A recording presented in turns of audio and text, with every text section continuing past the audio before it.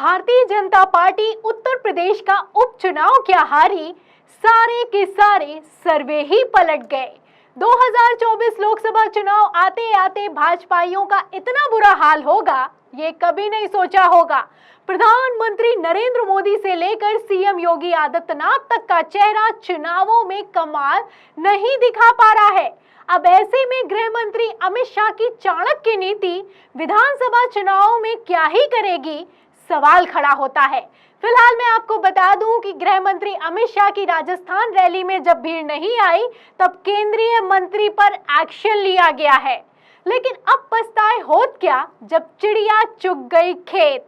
तो फिलहाल गृह मंत्री अमित शाह ने क्या एक्शन लिया है, कैसी खबरें निकलकर सामने आई हैं और कैसे राजस्थान के महासर्वे में भारतीय जनता पार्टी का सफाया हो गया है, हम आपको सब कुछ दिखाएंगे। लेकिन उससे पहले राजस्थान की रैली का, राहुल गांधी की रैली का नजारा दिखाते हैं। तस्वीरें आप अपनी फुल स्क्रीन पर देखें। आप तस्वीरों में देख सकते हैं, ये राहुल गांधी की राजस्थान की रैली है। कितनी भारी जनसैलाब है, कितनी भीड़ है, आप देख सकते हैं। ये हेलीकॉप्टर से शूट किया गया है। जहां तक देखिए कि जगह तक नहीं है लोगों के खड़े होने भर की। ये अगस्त के महीने में राजस्थान में राहुल गांधी ने रैली की है और इस रैली से ही आप अंदाजा लगा सकते हैं कि राजस्थान में हवा का रुख किस तरफ दिखाई दे रहा है। राजस्थान में विधानसभा चुनाव होने वाले हैं, जहां एक तरफ कांग्रेस कॉन्फिडेंट है, वहीं भारतीय जनता पार्टी की रैलियों में, सभाओं में कुर्सियां खाली पड़ी हुई हैं। और तो और हालत ये हो चुकी है कि अमित शाह को खाली कुर्सियों को देखकर केंद्रीय मंत्री पर एक्शन तक लेना पड़ रहा है। ये मैं नहीं कह रही हूँ, बाकायदा खबरें चलाई जा रही हैं, अखबारों में खबरें छापी गई हैं। क्या खबर चलाई गई है, देखिए खबर देखिए नवभारत की। देखिए इसमें लिखा है कि शाह के कार्यक्रम में भीड़ नहीं, मांडविया को लौटाने के आदेश दे दिए गए। तो अमित शाह की जो 3 सितंबर को रैली हुई थी राजस्थान में, उसमें भीड़ नहीं आई। आरोप पत्र को लॉन्च करने के लिए पहुंचे थे, लेकिन सामने जब देखा तो कुर्सियां ही खाली पड़ी हुई थी। और जब कुर्सियां खाली पड़ी हुई थी तो अमित शाह को तो आप जानते ही हैं, गुस्से से आग बबूला हो गए और तो और केंद्रीय मंत्री पर ही एक्शन ले लिया और कहा कि तुम वापस लौटो। क्या खबर में चलाया गया है, खबर देखिए, इसके बाद सर्वे पर आऊंगी। आगे देखिए, इसमें लिखा है खबर में कि केंद्रीय गृह मंत्री अमित शाह के शनिवार को राजधानी के पंडित दीनदयाल उपाध्याय ऑडिटोरियम के कार्यक्रम में भीड़ नहीं जुटी। इसे लेकर रायपुर से दिल्ली तक सियासी हलचल तेज हो गई है, क्योंकि जब अमित शाह आला कमान की रैली में भीड़ नहीं आए तो आप समझ सकते हैं। एक तरफ राहुल गांधी की रैली का नजारा आपने देखा, राजस्थान में कैसे कांग्रेस को फुल बहुमत मिलता हुआ नजर आ रहा है, रैलियों में रुझान क्या कह रहे हैं आप देख सकते हैं। वहीं दूसरी तरफ अमित शाह की रैली का क्या हाल हो चुका है, खबर में आगे सुनिए। इसमें लिखा है कि शनिवार सुबह अहमदाबाद रवाना हुए केंद्रीय स्वास्थ्य मंत्री व प्रदेश चुनाव सह प्रभारी मनसुख मांडविया को रविवार को तत्काल रायपुर लौटने का निर्देश मिला। तो वो गए थे गुजरात। आप देखिए कि उन्हें कहा गया कि गुजरात नहीं, आप तुरंत रायपुर पहुंचिए, क्योंकि अमित शाह की रैली में कुर्सियां खाली पड़ी हैं। आगे देखिए, इसमें लिखा है कि तत्काल रायपुर लौटने का जब निर्देश दिया गया तो खबर है कि श्री मांडविया दोपहर 2 बजे के करीब रायपुर पहुंचे।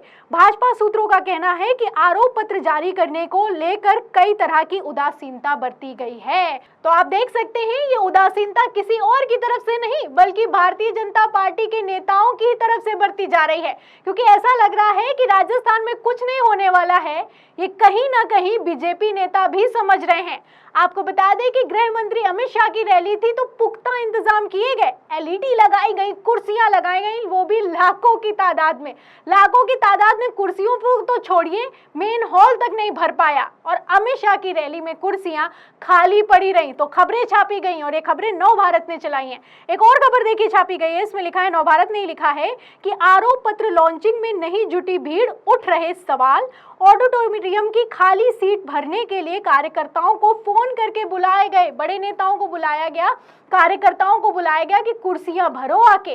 और आपको बता दूं कि राजस्थान की रैली में तो ये नजारा तक देखने को मिल रहा है, भास्कर तक रिपोर्ट कर रहा है कि जो रैलियां हो रही हैं भारतीय जनता पार्टी की, उसमें बीजेपी के ही कार्यकर्ता और बीजेपी के ही जिला अध्यक्ष नहीं पहुंच रहे हैं। तो ऐसे में राजस्थान में बीजेपी का क्या हाल होगा आप समझ सकते हैं। फिलहाल जहां एक तरफ भारतीय जनता पार्टी ही कथित तौर पर बैकफुट पर जाती हुई दिखाई दे रही है, जहां जनता ने कथित तौर पर बायकॉट किया है, वहीं दूसरी तरफ एक सर्वे निकलकर सामने आया है जिसने भयंकर बवाल खड़ा कर दिया है। आपको बता दूं कि ये पोल ट्रैकर का सर्वे है और ये वही सर्वे है जिसके अनुमान, अंदाजे और जो ये सर्वे करता है उसके नतीजे लगभग चुनावों के नतीजों से मिलते जुलते हैं। ये इतने सटीक बैठते हैं कि कर्नाटक के चुनाव में इसी के आसपास रिजल्ट आया था और इसी की तरीके से जब भी उत्तर प्रदेश का भी सर्वे निकाला था, भारतीय जनता पार्टी को बहुमत दिया था तो बीजेपी की भी सरकार बन गई थी। तो जब बीजेपी के फेवर में इस सर्वे के नतीजे आते हैं तो भाजपाई नेता इसे खूब शेयर करते हैं, लेकिन जब कांग्रेस के फेवर में आए हैं तो भाजपाई नेताओं को कथित तौर पर कैसा झटका लगा है, इसके लिए आप सर्वे देखिए पोल ट्रैकर का। देखिए इसमें अगर मैं समय की बात करूं तो ये 1 जुलाई से लेकर 5 सितंबर तक का सर्वे किया गया और इसी बीच 3 सितंबर को अमित शाह की रैली भी हुई थी और रैली का नज़ारा आपने देखा, खबरें आपने देखी। फिलहाल अगर सर्वे पर नजर डालें तो इसमें अगर आप देखेंगे तो आपको इसमें दिखाई देगा कि भारतीय जनता पार्टी को सीटें मिल रही हैं 67 से 86, तो 200 सीटों में से 67 से 86 सीटें मिलती हुई दिखाई दे रही हैं भारतीय जनता पार्टी को राजस्थान में। और अगर यहाँ बात करें कांग्रेस की तो कांग्रेस को मिल रही है 108 से 124 और उसी के आगे आप देख सकते हैं कि 3 से 12 लिखा हुआ है अदर्स को।